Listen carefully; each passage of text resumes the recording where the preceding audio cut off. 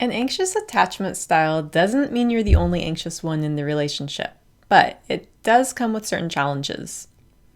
Do you know people who struggle with that push-pull dynamic in relationships where one person's chasing and the other person's pulling away? This is just one way that the anxious attachment style can play out. And if you are frustrated in dating and relationships, it's helpful to learn everything you can about your attachment style and how it's impacting your relationships. Hi, I'm Kaylee Larkin. I'm an attachment coach and I help people who feel frustrated and insecure so they can feel more love, security, and deep connection and build the relationship of their dreams. If this topic is interesting for you, please click like and subscribe so you can be notified when I release future content, and you can also find more free content and resources at kayleelarkin.com. You may have heard of attachment style before. In short, there are 4 attachment styles that describe how we connect and relate with other people. A person can have these different styles in varying quantities, but we usually have just one primary attachment style. Here, we're going to talk about the anxious attachment style.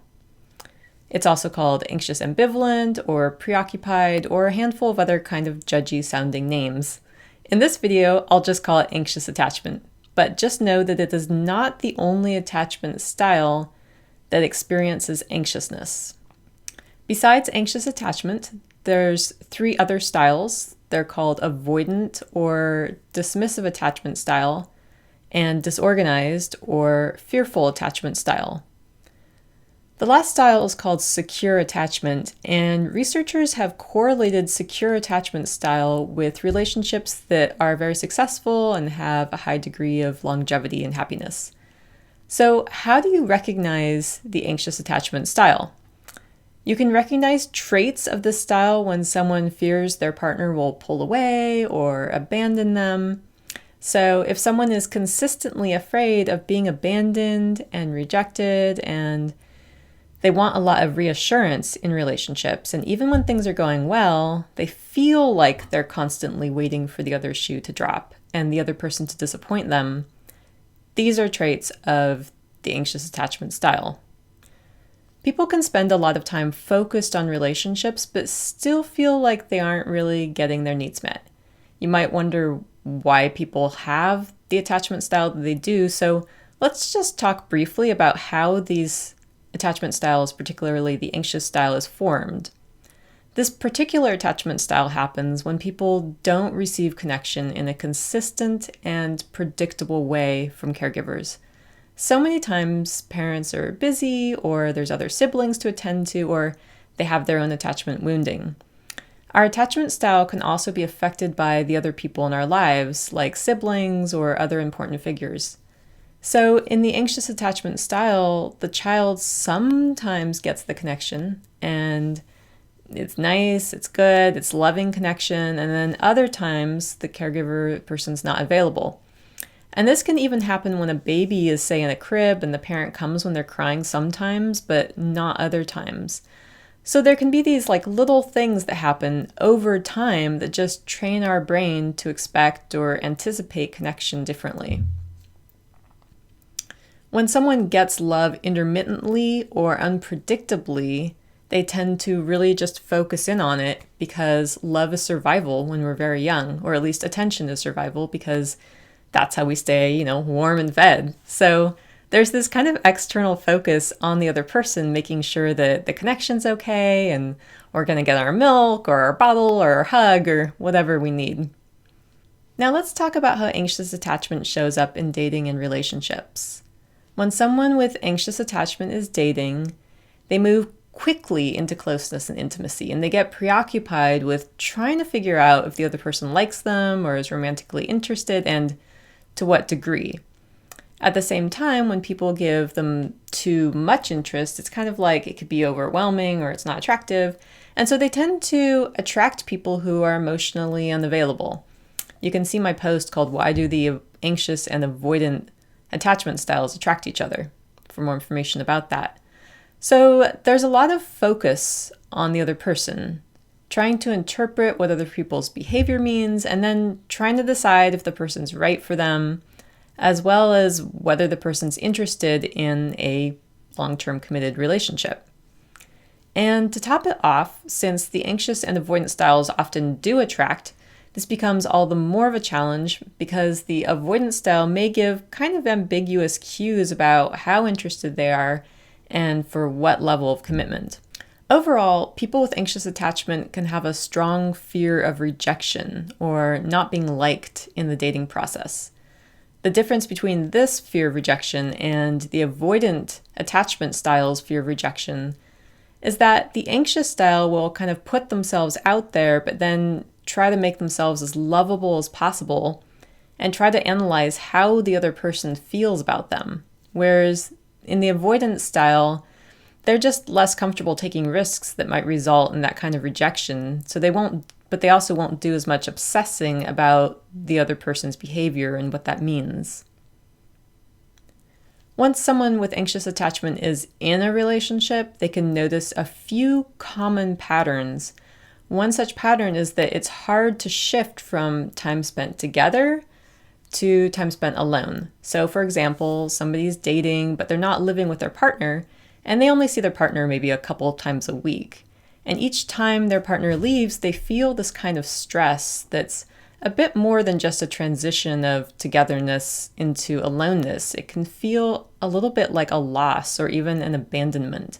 The person might get shaky or nervous or even panicky. And this can happen because in the anxious attachment adaptation, people can quite literally become focused on the other person. And there are reasons why this happens based on our early experiences of relationship and of people who are there or not there for us.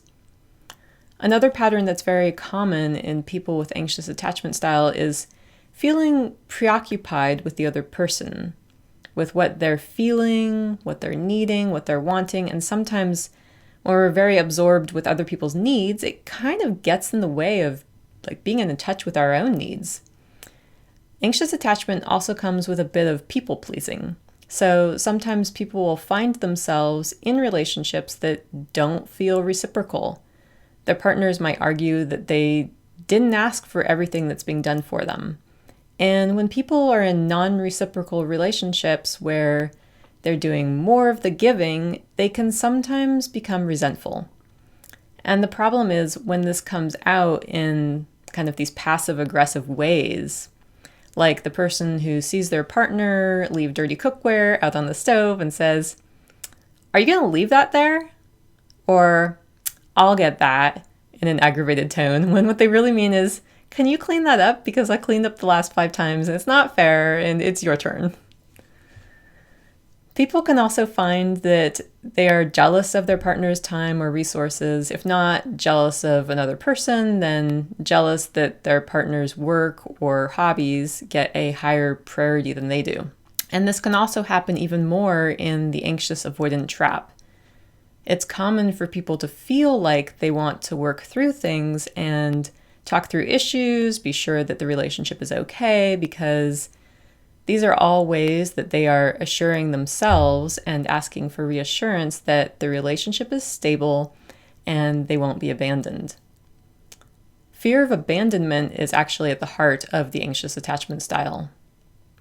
Although these behaviors have a positive intent, which is to ensure that relationship stability, if they're delivered with this energy of demand or pressure, this can all kind of backfire. And especially if the anxiously attached person is in a relationship with an avoidantly attached person, they'll likely kind of be pushing their partner away by asking for reassurance, which is the opposite of what they want. They might think of it as just wanting to get closer, like texting someone, "Do you love me?" But for another attachment style, this can be perceived as neediness. This kind of communication can make a partner who has a more avoidant style just run for the hills.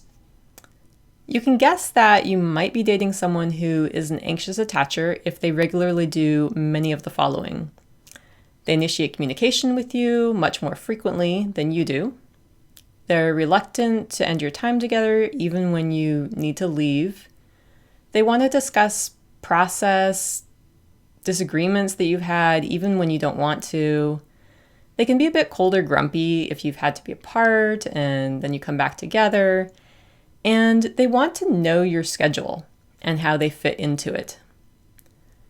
The difference between these behaviors and those exhibited by someone with secure attachment may be a difference of degree. For example, a secure person might be reluctant for you to leave because they're just really enjoying spending time together, but they feel fine with it and they respect your decision to leave.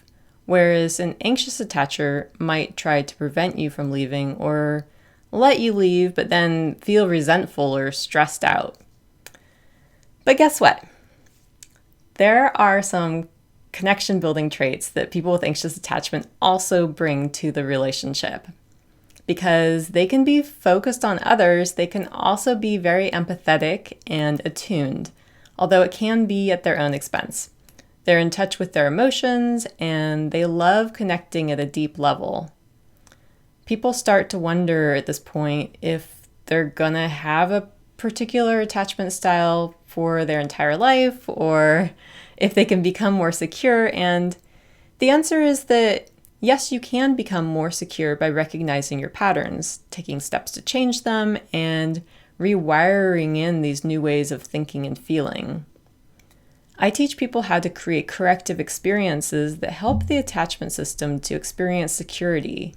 In the case of anxious attachment style, this involves giving the attachment system the consistency and predictability that it needs so that people can just feel more safe and secure in connection.